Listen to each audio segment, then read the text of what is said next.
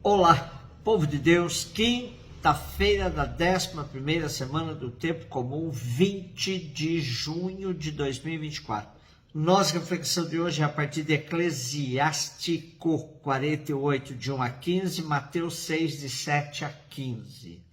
Estamos hoje diante de um livro que só consta da Bíblia na versão católica.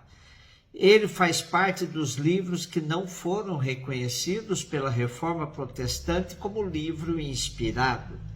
A versão dele que chegou até nós estava em grego, porém hoje já temos uma parte significativa do livro em hebraico, graças às diversas pesquisas e escavações arqueológicas até bem recentes. Hoje é consenso entre os exegetas sérios que a sua primeira versão foi toda em hebraico, escrita por Jesus ben Sirá, e que a versão grega que chegou até nós é fruto da tradução com adaptações do seu neto por volta do ano 132 a.C. Por dedução, o trabalho de Jesus ben Sirá corresponde aos primeiros decênios do século II a.C. O nome eclesiástico provém do uso que se fazia deste livro na Igreja Antiga. O contexto é também muito interessante. No início do século II a.C., a Palestina passava do domínio dos Ptolomeus, do Egito, para os Seleucidas, da Síria. Uma das características da dominação dos impérios é a imposição da sua cultura sobre os povos dominados. Com isso, era forte a ameaça de destruição da cultura e da religião dos que foram subjugados econômica e politicamente. O povo judeu, como sempre, estava dividido. Uma parte estava disposta a abrir-se ao espírito grego, outra parte queria defender a identidade, salvaguardar a fé e a vocação de Israel. Ben Sirá escreveu Eclesiástico como uma longa meditação sobre a fidelidade hebraica. Ele aceita da cultura grega somente aquilo que não fere a cultura e a religião do povo de Israel, fiel ao Deus vivo. Os capítulos de 44, versículo 1 até 50, versículo 26, é uma espécie de subsídio em defesa da memória da religião de Israel. A grande manifestação de Deus é a história, na qual ele age através daqueles que se comprometem com o seu projeto. O povo de Deus não precisa invejar a história dos povos estrangeiros, pois, revendo a própria, ele se encontra com aqueles que incorporaram o desejo do povo para realizar grandes transformações. Aí se encaixa o nosso texto de hoje, que destaca a figura do profeta Elias. É bom ler o texto de hoje e perceber como a história de Elias atravessou gerações. O grande profeta de Israel, que defendeu a identidade do povo e a fidelidade radical a Javé. Nosso texto de hoje termina assim: durante a vida realizou prodígios, e mesmo na morte, suas obras foram maravilhosas. Evangelho de Mateus 6, de 7 a 15, disse Jesus aos seus discípulos: quando orardes, não useis muitas palavras como fazem os pagãos. Eles pensam que serão ouvidos por força das muitas palavras. Não sejais como eles, pois vosso Pai sabe do que precisais muito antes que vós o peçais. Vós deveis rezar assim: Pai nosso que estás nos céus, santificado seja teu nome, venha teu reino, seja feita a tua vontade, assim na terra como nos céus. O pão nosso de cada dia dá-nos hoje, perdoa as nossas ofensas, assim como nós perdoamos a quem nos tem ofendido, e não nos deixeis cair em tentação, mas livra-nos do mal. De fato, se vós perdoardes aos homens as faltas que eles cometeram, vosso Pai que está nos céus também vos perdoará. Mas se vós não perdoardes aos homens, vosso Pai também não perdoará as faltas que vós cometestes. O que falar sobre o Pai Nosso? A oração que foi perpetuada como a grande oração do povo de Deus. A primeira observação interessante é que a oração ensinada por Jesus aos seus discípulos tem uma semelhança muito grande em conteúdo e forma a Hamidá ou Shemone Esre, a oração judaica das 18 preces ou bênçãos.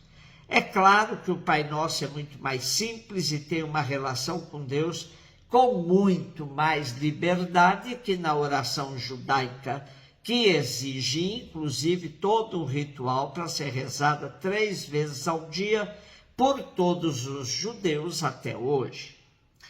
Pai nosso que estais nos céus, não quer situar o Pai, mas corresponde a um modo semítico que afirma que Deus domina a terra inteira e que por seu amor paterno está também perto de todos nós. Pai nosso, santificado seja vosso nome. Não tem a pretensão de acrescentar santidade a Deus, mas é mero reconhecimento de sua santidade. Era costume judaico em suas exortações convidar os fiéis a se santificar a Deus pela obediência aos mandamentos e com isso reconhecer a sua autoridade sobre eles. Venha a nós o vosso reino já inaugurado por Jesus, e que aqui se pede que ele se manifeste e seja definitivamente reconhecido por toda a terra. Seja feita a vossa vontade. Aqui nos lembramos da oração de Jesus no Getsemane, mas não de uma maneira resignada, profundamente unida às expressões que o precedem. Quero suplicar que o reino aconteça, pois foi essa a vontade de Deus expressa pela prática de Jesus. Assim na terra como no céu. Esta tradução dá a impressão de uma adição, na terra e no céu.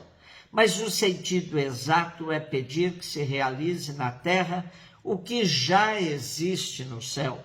Céu aqui é concebido como o reino de Deus totalmente realizado. A terra deve ser a imagem dele. O pão nosso de cada dia nos dai hoje. Há uma outra tradução que diz: dai-nos hoje o pão de que precisamos.